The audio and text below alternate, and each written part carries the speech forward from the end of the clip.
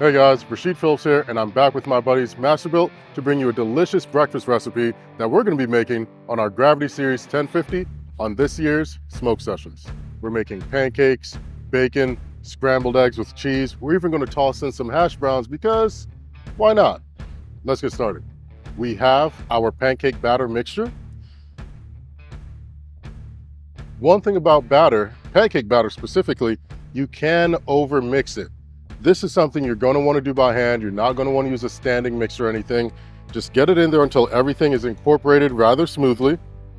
Now, we've got it mixed together. We're going to let it rest for just a few moments. While that's happening, we're going to prepare the rest of our ingredients. All right, we've got all of our components set. Let's head on over to the grill.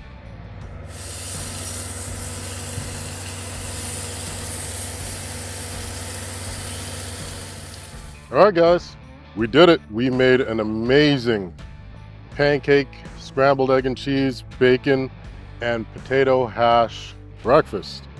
Now it's time for my favorite part, getting to eat the food. Let's see how we did.